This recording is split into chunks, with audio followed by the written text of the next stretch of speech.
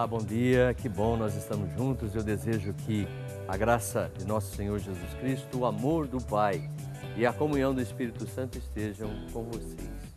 Que alegria a gente poder viver esse período pascal. Jesus, nossa Páscoa, Ele é a passagem, passou pela nossa vida e permaneceu. E permaneceu justamente para nos dar esta alegria da vida.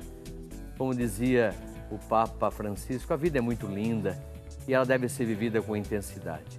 As preocupações existem? Sim, são necessárias. Nunca posso ficar sem as preocupações, sem elas, porque são elas que me posturam, são elas que me ajudam a vivenciar, a fazer escolhas e assim por diante. Então, que vocês tenham um dia muito feliz, abençoado, e esse período pascal seja um período de muita renovação, de uma experiência profunda, porque como todos nós sabemos, Páscoa é a passagem da morte para a vida em Jesus. Portanto, como dizia o Atos dos Apóstolos, domingo, aqueles que se converteram, voltaram-se para Deus, portanto, essa conversão é voltar para Deus, e Deus é o Senhor da vida. Nele encontramos a vida, o amor e toda essa possibilidade de ser uma presença viva na nossa história, de uma presença aonde nós somos capazes, cada vez mais pela graça de Deus, de sermos fortes e perseverantes. Hoje nós queremos falar sobre família e droga, quer dizer, drogas na família, que é uma situação terrível. Eu posso dizer assim, sem ser exagerado, mas de acordo com as pesquisas, todas as famílias vão experimentar a questão das drogas. Lógico, já experimentamos as drogas de uma certa forma lícitas. Dificilmente eu desconheço alguém que viva sem droga. Aquela droga lícita para você melhorar o seu sono, a sua qualidade de sono, porque as pessoas têm insônia, elas estão totalmente desesperadas no meio dos problemas, não conseguem vencer aquelas dificuldades e precisam muitas vezes de alguns remédios que estão sendo vendidos de maneira lícita, mas que no fundo não resolve o problema. A gente mexe no sintoma, mas o problema mesmo, resolver o problema, acaba passando a nossa existência e compromete a nossa vida. Mas por outro lado também nós sabemos que aqueles nossos irmãozinhos, adolescentes, jovens, que muitas vezes na sua timidez não conseguem enfrentar a realidade da vida e vão através de alucinógenos buscar a euforia, uma maneira nova de pensar e refletir, e não percebem que estão indo para o fundo do poço, onde não tem água. E a família tem um papel fundamental e importantíssimo na recuperação, na busca, para que aquele sujeito, aquela menina, aquele menino, seja lá como for, possam encontrar respaldo, mãos que ajudam a sair do problema. Por isso, o desafio está lançado, a gente sempre procura dizer isso, olha, eu posso ser feliz, eu quero ser feliz. E a felicidade existe quando eu assumo a perspectiva de vida. Então, o programa Você Pode Ser Feliz, ao vivo, para que juntos possamos pensar essa questão das drogas, e por isso eu já vou lançando o desafio. Liga para mim, fala comigo se você tem alguma dificuldade com um filho, com uma filha. Como que vamos pensar nisso? Qual é o papel da família para que pai e mãe não fiquem codependentes da situação? Quais são os instrumentos válidos, lícitos e que vão realmente ser eficazes na recuperação daquela pessoa que perdeu totalmente a sua identidade? Porque a gente sabe que a droga acaba fazendo do sujeito uma pessoa totalmente alienada, totalmente fora da realidade. E nós estamos precisando de pessoas protagonistas. Chega de ser figurantes, de ficar sendo manuseado na mão de muita gente que quer que você seja aquilo que eles querem que você seja, e não você. Cadê a sua capacidade de pensar, de escolher, de refletir e assim por diante? E a família, como eu estava dizendo, tem um papel fundamental.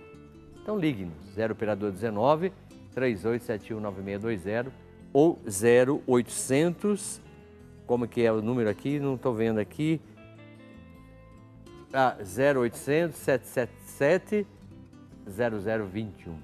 Eu Sempre esqueço esse número. Então, 0800 777 0021 ou 0 operador 19 3871 9620. E aí você coloca as suas dificuldades e nós vamos ter o imenso prazer de orar com vocês. Porque a oração é essa nossa intimidade com Deus para que Ele derrame sobre nós a sua graça para que a gente não caia na tentação de desistir. Tem muita gente que desiste de resolver os problemas e deixa en passant, quer dizer, vai vivendo do jeito que está. Não, nós precisamos de pessoas decididas, por isso aquela oração do Espírito Santo, dai-me, Senhor, de novo um espírito decidido. Eu preciso decidir a minha vida, preciso ajudar aquelas pessoas a se encontrarem e terem a sua personalidade, que muitas vezes estão desfaceladas. Hoje nós temos um santo e gostaria que vocês ligassem, participassem, lógico, porque quem ligar e participar e acertar vai concorrer, vai ser sorteado este CD do Sapo, que, como está marcando aqui, ó, Notas que Curam, é um CD instrumental. Eu acredito que deve ser muito belo. Então, portanto, se você que vai receber a ligação, porque vai participar, se você acertar, você receberá então, portanto, esse CD. Então vamos dar uma dica. Quem é esse santo? Ele pertenceu ao grupo dos 12 apóstolos. Pertenceu ao grupo dos 12 apóstolos. E aí nós vamos dando outras dicas depois, logo em seguida, né? Para que a gente possa pensar, refletir e assim por diante. Muito bem, meus irmãos, voltando um pouco à questão das drogas. Eu estava dizendo, quando eu não consigo enfrentar a realidade da vida, porque ela é, no meu imaginário, né, na minha situação, que não é real muitas vezes, é uma situação na qual sou cobrado muito, talvez o olhar de pessoas, até o olhar da minha mãe, o olhar do meu pai, que eu imaginei que não fosse esse olhar, porque às vezes o pai e a mãe olham com um olhar de carinho, um olhar diferenciado para que a gente possa se estruturar como homem, como mulher, e de repente parece que a gente faz confusão, porque aquilo que eu falo sempre, as explicações não estão nas coisas, as explicações estão sempre na cabeça de cada um é que dá uma explicação. E aí, lógico que a gente tem que ter um norte na nossa vida. O que é objetivo e o que é subjetivo? Na subjetividade sou eu que vou deixando mais ou menos claro aquilo que eu quero. Mas existe uma linguagem objetiva e que sabe que nós precisamos conviver em comunidade, amando, perdoando, vivendo uma realidade nova. Mas como eu falava, a estrutura corporal do ego, do nosso eu, ela é corporal. E ela é feita com o olhar das pessoas. Muitas vezes olham para você e você acaba se comportando como as pessoas querem que você se comporte, e não como você é verdadeiramente, a sua maneira de ser. Quer dizer, fica comprometido a realidade, você fica nessa dúvida, você fica entre duas situações que geram uma neurose tão grande, porque você nunca vai, às vezes, sobressair-se no meio dos problemas e poder manifestar aquilo que você verdadeiramente é, porque você está comprometido. Então gera o quê? Uma certa insatisfação, aí o sujeito vive um tanto depressivo, ele vive uma timidez exagerada e ele precisa às vezes de euforia. Encontra com um amiguinho, com uma amiguinha, não sei o quê, por que você não experimenta a droga, por exemplo? A maconha, ela te dá uma euforia e a cocaína muito mais. Então a pessoa vai, aquela euforia, aquela coisa muito boa, ele sente coisas diferentes. Mas depois a complicação é muito grande. Então, de repente, de uma experiência, não vai acontecer comigo não. Eu vou experimentar, vou usar e quando eu decidir largar, eu vou conseguir largar. Aí que é o ledo engano. Porque a pessoa pensa que ela consegue facilmente se desvencilhar de uma situação chamada vício. Então, por isso que o papel da família é importantíssimo nisso. Lógico que, às vezes, a gente acaba sendo influenciados, né? Porque temos uma consciência influenciável, queremos resolver problemas, só que não percebemos que estamos aumentando os nossos problemas e as nossas dificuldades. Então, eu gostaria de conversar com uma pessoa que está na linha e aí a gente pode tentar pensar naquilo que ela vai nos dizer e justamente aquilo que outras pessoas vão nos falar também. Alô, bom dia. Bom dia. Bom dia. Oi, quem está falando? É Magna. Magda? Magna. Magna. Isso. Muito bom, que nome bonito. Magna significa grande, né? Que bom que você, tomara que você tenha um coração bem magnânimo, de fato. Pois não, Magna, o que eu posso te ajudar? Olha, padre, o meu filho, ele está com 20 anos e sempre foi um garoto assim, muito familiar. Eu precisava que aumentasse um pouquinho, porque a barulho da chuva aqui não estou conseguindo ouvir. Não estou nem conseguindo falar. Agora eu estou ouvindo, assim. Desculpa, viu, Magna, mas eu precisava ouvir você. Tá aí bom. O seu filho? Ele está com 20 anos e sempre foi um garoto assim, muito alegre, familiar, brincalhão em casa e muito atencioso com todos nós em casa. E agora ele está tão diferente, só na rua direto e não para em casa. Mas ele está experimentando droga, alguma coisa assim ou não? Ó, padre, eu não tenho certeza, mas eu acho que sim. Acho que sim? A mãe, ela tem sempre um sexto sentido, né? E você deve se aproximar dele um pouquinho mais, de maneira, às vezes, até um pouquinho sutil, para ver se, de fato, ele está sendo aborrecido por essas situações, pela qual, muitas vezes, cria uma certa dependência e ele quer se livrar e não consegue. Mas então, eu até tento, e o que está acontecendo é isso. Antes a gente conversava muito e tudo, inclusive sobre isso, era ela contra e tudo. E aí, hoje, eu tento conversar com ele, ele está tão assim, rebelde, que ele nem aceita. Quando chega em casa, que eu vou conversar, perguntar onde estava, o que estava fazendo, aí ele já se irrita e fica ignorante, já sai de novo para a rua, sabe, não me responde nada.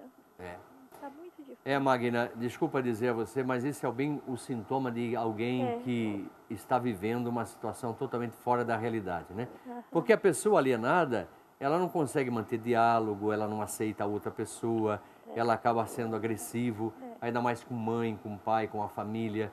E de repente... Ele não era assim. Então, como você falou, era um menino alegre, um menino cheio de vida, que se comunicava, que interagia. E aí mostra bem claramente, porque quando você está totalmente dividido, você não consegue interagir com alguém.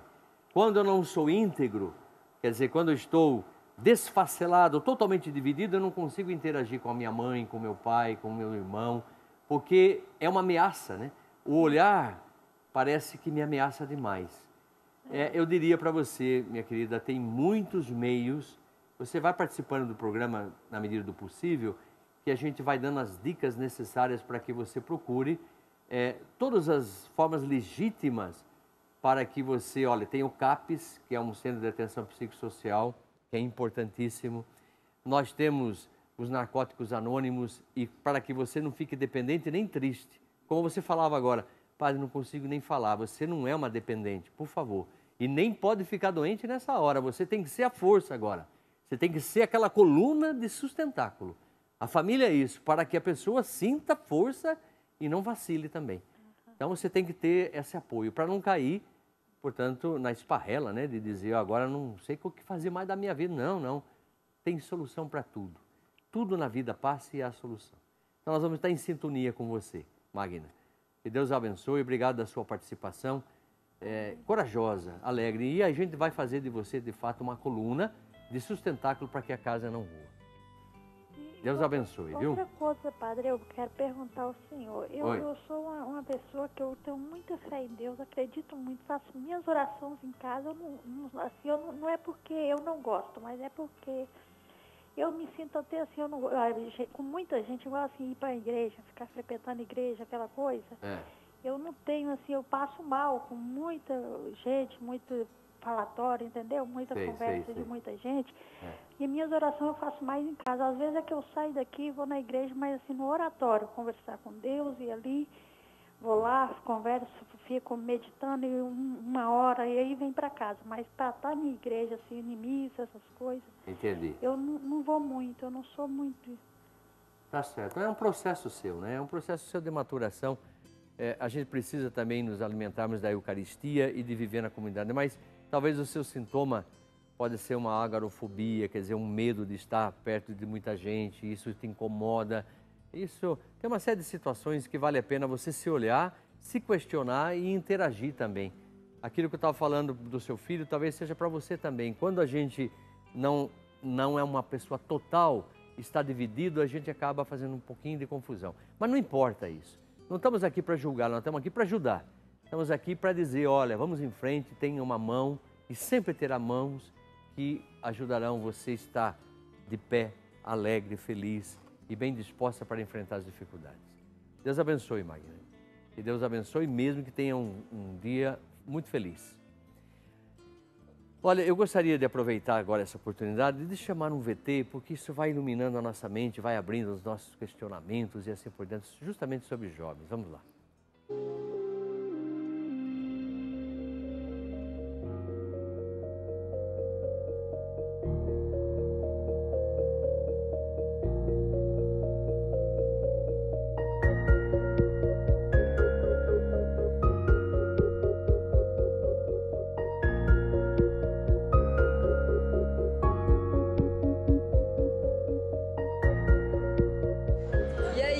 No final de semana, hoje? Sexta-feira? Começando já. Começando cedo? E aí? O que vocês vão fazer à noite? Então, não sei, acho que eu vou pro Cambuí. Vocês normalmente saem, assim, pra ver o bebê, no final de semana? Sexta-feira. Sexta-feira. Desde que idade vocês bebem? Desde uns 14. E teus pais sabem? Você conhece essa menina? Não.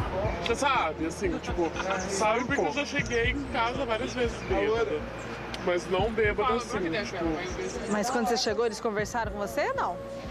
Nem vi. Não, minha mãe percebe, ela fala que minha cara ficou diferente. Daí ela fala, você tá fazendo uma cara estranha. Daí eu... Ela que disse, você bebeu, não sei o quê. Mas ela não gosta. O que vocês estão fazendo a essa hora da manhã aqui na rua? A gente tá bebendo Sprite com conhaque. E quantos anos você tem? 16. Com que idade vocês começaram a beber? 15 pra 14, por aí. 14 pra 15, na verdade. É ao contrário, desculpa. Teu pai sabe que você tá aqui bebendo? Não sabe. E se ele soubesse, o que você acha que aconteceria? Nossa, eu ia entrar numa cilada. Eu perguntei aqui pra ela sobre os pais. E o teu pai sabe que você tá aqui bebendo essa hora da manhã? Não sabe. Ele te informa sobre o problema das drogas e também do álcool? Sim, mas... Assim, a droga não, né? Tipo, não uso, mas álcool... Você sabe que álcool é droga, né? Sim. E quantos anos você tem? 16. 16. Você bebe desde quando? Esse ano, mais ou menos, no final do ano, uns 15 anos, por aí. E o teu pai te informou já alguma vez sobre o problema das drogas? Já, ele informou várias vezes, incentivou a não fazer, mas acho que é uma coisa de opinião própria. E você acha que é bom? Não. Eu sei que não é bom, mas eu acho que eu sei me controlar, eu tenho a maturidade suficiente para isso. Quando o assunto é a droga, essa dependência química é uma questão muito séria. E ela deve ser tratada desde a infância, ela deve ser tratada desde o modelo dentro de casa, ela deve ser tratada como uma questão absolutamente vital para que esse filho, quando ele cresça, ele seja um adulto adequado na sociedade. E qual que é a sensação que você tem bebendo? Liberdade. E eu me diverto, porque geralmente a gente bebe socialmente. E tem que ter um pouquinho de responsabilidade em relação à bebida. E qual seria uma outra maneira de você se divertir que não bebendo às 10 horas da manhã numa praça? Seria às 3 horas da manhã numa balada. Bebendo também? Não tem outra alternativa? Beber é uma das melhores coisas, assim. Bebendo. Se o pai faz uso daquela substância, se a mãe faz uso, se ele vai na festa, se ele vê que a alegria da festa é aquela aquela bebida, ele aprende desde criança que estar alegre significa beber. Eu acho que o pai tem que estar próximo à criança, ele tem que dar abertura para que esse adolescente consiga, de fato, dizer para o pai que ele experimentou, e esse experimentar tem que ser alguma coisa analisada em casa. Se o pai proíbe radicalmente, ele vai fazer escondido. Se o pai libera totalmente, ele vai pensar que está certo. Então, há que existir um equilíbrio no sentido de não há necessidade de provar, mas se provar, prove com moderação, mostra os prejuízos, mostra o outro lado que você consegue ficar numa festa, você aproveita muito mais da festa se você estiver sóbrio, né? Que a sobriedade é uma condição do ser humano da qual a gente não pode abrir mão. Muito bem. É uma série, depois vamos apresentar mais duas, não é só para dizer isso aqui para vocês. Olha, nós temos uma tese a pensar hoje. Família nas drogas. Drogas e família. Quer dizer, não importa isso. Como vai ser? Essa é a tese. Apareceram as contradições agora. E nós vamos até no final do programa tentar fazer uma síntese, bem dialético. Tese, contradições e síntese. A síntese é fundamental ser feita. Você não fica no jogo do empurra para lá e para cá e quem é que se responsabiliza e assim por diante. Então, vai pensando aí, nós vamos voltar sobre esse assunto e oxalá que a gente consiga, de uma certa forma, fazer a síntese daquilo que nós estamos propondo. Nós estamos esperando a sua ligação, né? 0 operador 19 3871 9620. Você tem problema de família, droga na família, álcool, droga, que são drogas cruzadas, né? E tem muita gente assim, ó, droga e mais o álcool são cruzados. Isso é um problema seríssimo. E a pessoa pensa que consegue resolver. Vamos lá. Olha, vamos sair para o intervalo, mas antes eu vou fazer novamente, mostrar o quadro, para que você diga quem é esse santo.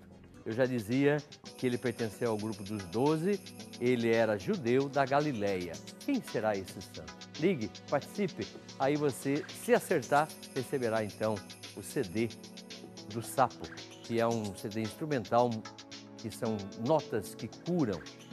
Nós vamos fazer um pequeno break, voltamos em seguida.